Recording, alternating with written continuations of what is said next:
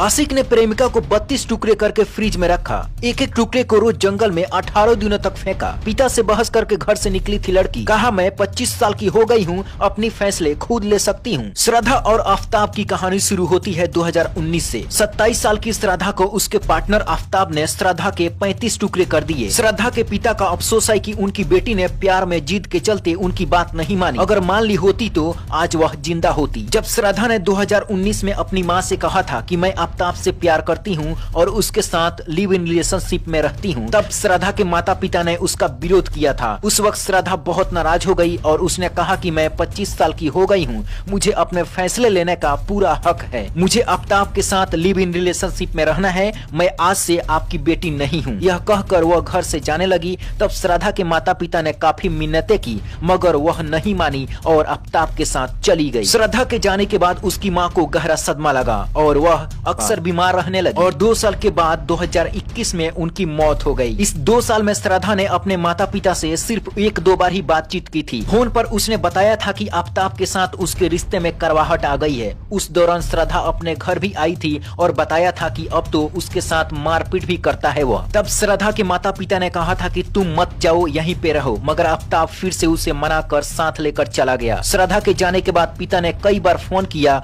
उससे बात करने के लिए, लेकिन श्रद्धा कभी नहीं बात करती। लगभग 2 महीने के बाद श्रद्धा का मोबाइल स्विच ऑफ आने लगा। तब श्रद्धा के पिता ने उसके दोस्त को फोन लगाया और उसके बारे में पूछा। तब श्रद्धा के दोस्त ने बताया कि आफ्ताब और श्रद्धा के रिश्ते अच्छे नहीं है। आफ्ताब उसे मारता पीटता है। मैं कई बार उसे समझा चुका हूँ, लेकिन उसने कभी भी मेरी बात नहीं मानी, इसलिए मैंने लगभग 2 महीने से उससे बात नहीं की। पिता ने अपने बड़े बेटे को श्रद्धा के बारे में बताए तो बड़े बेटे ने कहा कि 2 महीने से उसका मोबाइल बंद बता रहा है। उसके बाद श्रद्धा के पिता ने महाराष्ट्र के मानिकपुर थाने में श्रद्धा के लापता होने की रिपोर्ट दर्ज कराई। इसके बाद पता चला कि श्रद्धा आफ्ताब के साथ दिल्ली में रह रही है। इस पर दिल्ली के मेहरौली थाने पहुंचकर आफ्ताब के खिलाफ बेटी की अपहरण की FIR दर्ज कराई। आफ्ताब ने बरसात से पहले अमेरिकी क्राइम शो डेक्स्टर समेत कई क्राइम मूवीज और टीवी शो देखे थे। सबूत मिटाने के लिए गूगल पर खून साफ करने का भी तरीका ढूंढा था। इसके बाद आफ्ताब ने श्रद्धा का कत्ल कर दिया और उसे आरी से काट करके 35 टुकड़े कर दिए। कत्ल करने के बाद में आफ्ताब ने एक 300 लीटर का फ्रिज भी मंगाया और सभी टुकड़े को फ्रिज में ही रखा था और 18 दिन तक रोज रात 2 बजे जंगल में श्रद्धा के टुकड़े फेंकने जाया करता था। 27 साल की श्रद्धा मुंबई के मलाड की रहने वाली थी। वह एक मल्टीनेशनल कंपनी के कॉल सेंटर में काम करती थी। आफ्ताब फूड ब्लॉगर है जो कि 2019 में मुंबई के एक कॉल सेंटर में काम करने के दौरान श्रद्धा की आफ्ताब से मुलाकात हुई। दोनों एक साथ डेटिंग ऐप के जरिए मिले थे। उनके रिश्ते में परिवार वाले नाखुश थे। इसके चलते मुंबई से दिल्ली शिफ्ट हो गए और मेहरौली के एक फ्लैट में लिव इन में रहने लगे। जब पुलिस ने आफ्ताब को पकड़ा तो उसने कहा कि श्रद्धा के साथ आफ्ताब को कई और लड़कियों से